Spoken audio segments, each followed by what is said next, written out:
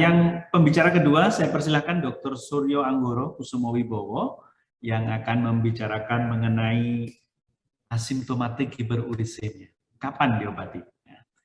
Nah, Dr. Suryo lahir di Jakarta tahun 82, beliau staf di Divisi Reumatologi RSCM FKUI, dan pendidikan dokter umum, dokter spesialis, dan konsultan semuanya di Universitas Indonesia.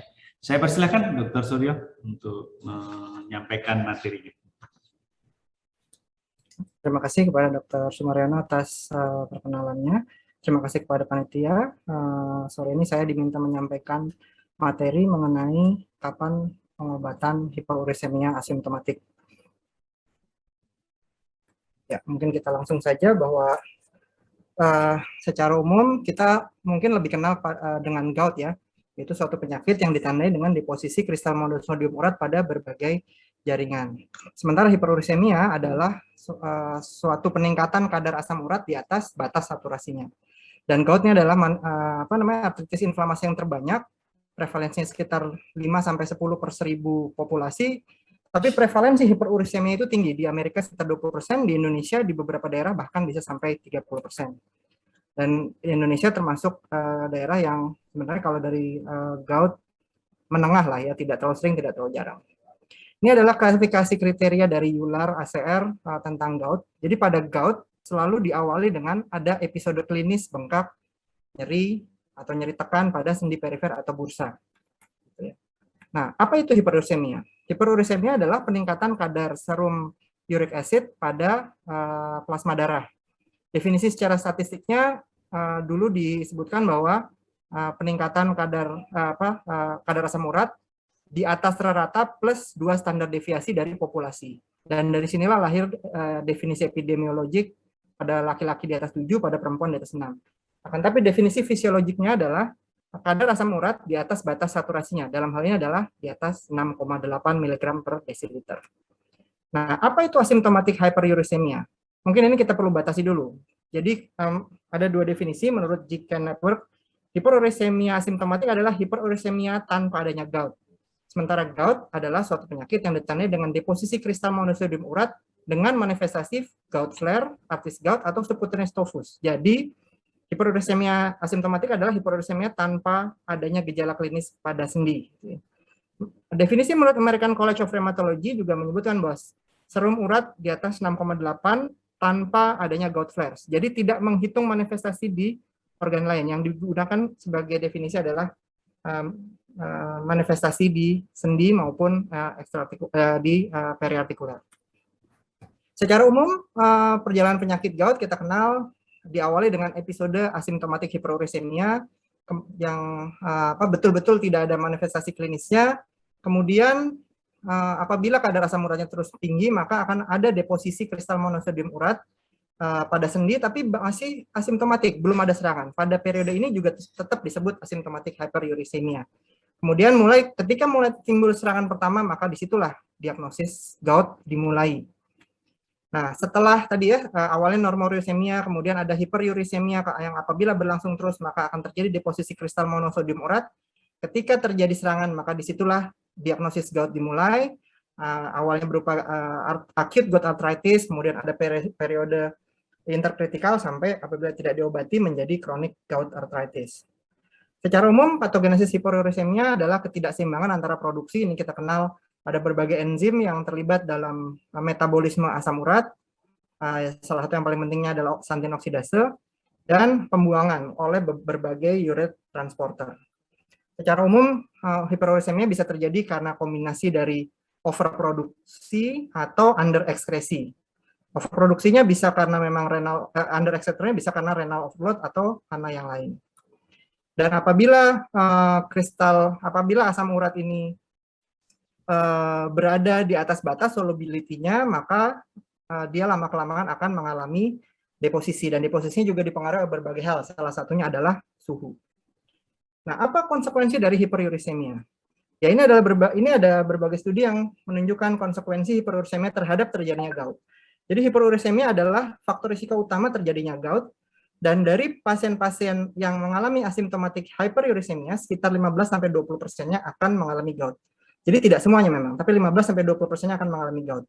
Dan makin tinggi kadar asam urat, maka risiko mengalami gout di kemudian hari juga makin tinggi.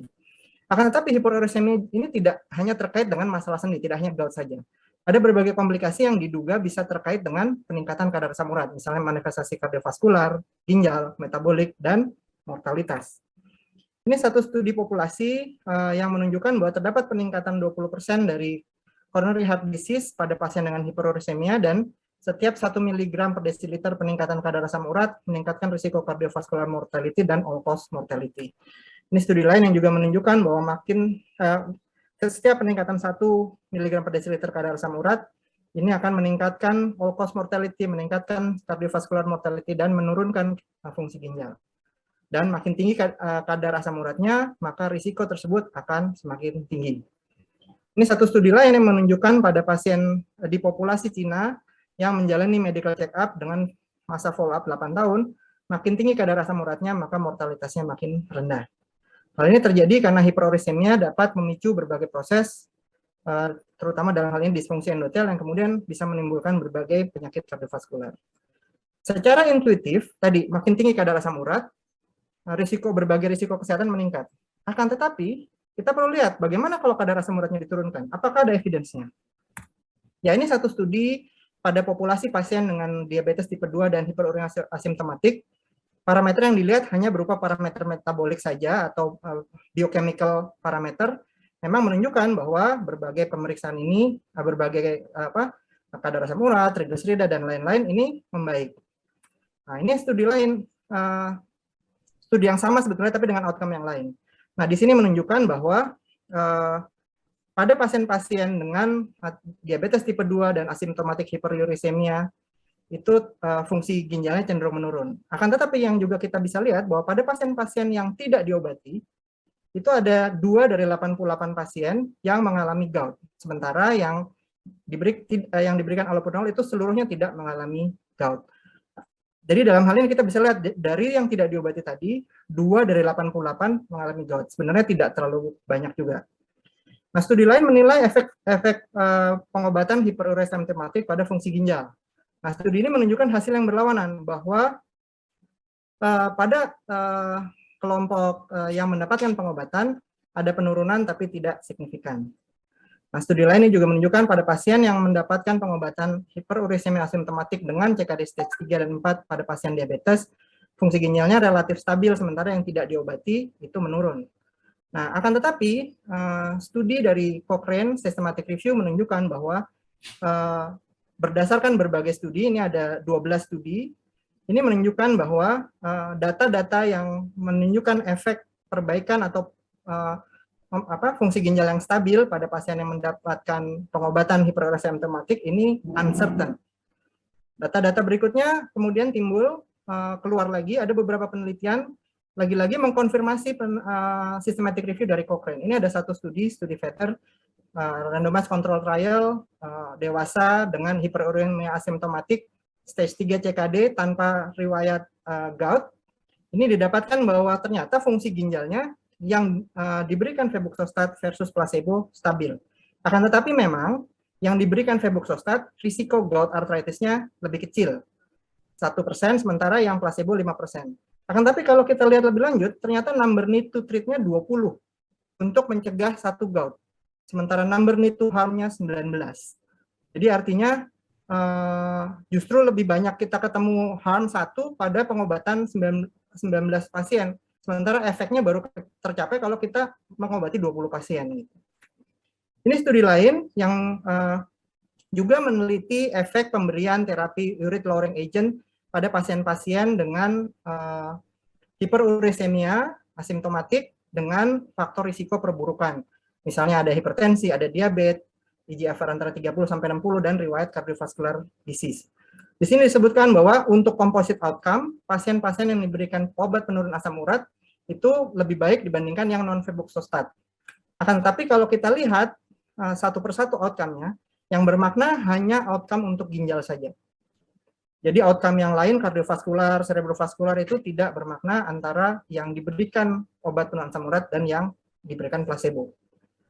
Ini ada studi lain, ini juga studi yang besar, dimuat di New England Journal 2 tahun yang lalu.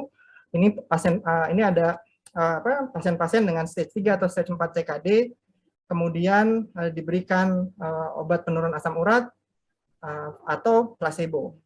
Dan studi ini menunjukkan bahwa pada pasien-pasien dengan CKD stage 3 atau stage 4, pemberian obat penurun asam urat tidak menurunkan perburukan fungsi ginjalnya. Nah, sementara pada ada systematic review yang lain, kalau tadi kita lihat fungsi ginjalnya, kalau ini lihat tensinya. Lagi-lagi pada Cochrane review ini, bahwa data-data RCT saat ini belum bisa memberikan bukti yang cukup kuat untuk menunjukkan adanya perbaikan tensi pada pasien-pasien dengan hiperurinemia asimptomatik yang diobati. Artinya, kita melihat bahwa terdapat beberapa outcome yang memang bukti ilmiah efek dari penurunan kadar asam urat ini inkonklusif, baik untuk efek kardiovaskular maupun efek ginjal. Sementara kita tahu bahwa uric lowering treatment ini memiliki berbagai adverse effects, allopurinol misalnya, mulai dari masalah gastrointestinal, rash, dan lain-lain. Nah, ini ada satu studi yang melihat mengenai risiko reaksi kutaneus yang berat. Memang risikonya jarang, akan tetapi bisa terjadi 10 kali lipat lebih sering pada pasien-pasien yang mendapatkan allopurinol dibandingkan yang tidak, dan mortalitasnya cukup besar, 26%. Ini satu studi dari Taiwan, Nationwide Population Study, yang menunjukkan bahwa pasien-pasien yang diobati dengan allopurinol untuk hiperuremia asimptomatik dan mengalami penyakit renal atau kardiovaskular memiliki risiko yang besar untuk mengalami hipersensitivitas terhadap allopurinol. Dan tadi risiko mortalitasnya besar. Jadi artinya memang di satu sisi secara intuitif kita bisa lihat bahwa kalau kadar asam uratnya tinggi, risikonya macam-macam, bagaimana kalau diturunkan? Akan tapi ternyata benefit dan risk-nya rasanya belum terlalu sepadan. Dan ini salah satu yang juga penting kita ketahui, bahwa faktor risiko terjadinya allopurinol hypersensitivity adalah faktor genetik HLA-B 5801 allele yang di populasi Indonesia itu ada di 11% populasi. Artinya populasi pasien kita memiliki risiko alergi yang cukup besar. Lalu bagaimana kata guidelines? Ya, ini adalah guideline dari National Kidney Foundation tahun 2017. Jadi pada saat itu, guideline dari National Kidney Foundation menyatakan tidak merekomendasikan pemberian terapi hiperurisemia pada pasien-pasien hipertensi, penyakit ginjal, atau metabolic syndrome atau diabetes tipe 2. Nah, ini studi dari ini guideline dari Jepang. Kalau mereka menganjurkan pemberian obat penurun asam urat pada pasien hiperurisemia asimptomatik yang memiliki penyakit komorbid, misalnya kelainan ginjal, urolitiasis, dan lain-lain, terutama kalau kadar asam uratnya antara 8 sampai 9. Kalau di atas 9 mereka otomatis obati. Ya, ini kurang lebih sama tadi. Nah, ini adalah guidelines yang baru dari American College of Rheumatology. Mereka tidak merekomendasikan pemberian pharmacologic uric lowering treatment, allopurinol, febuxostat, atau probenecid pada pasien-pasien asimptomatik hiperurisemia.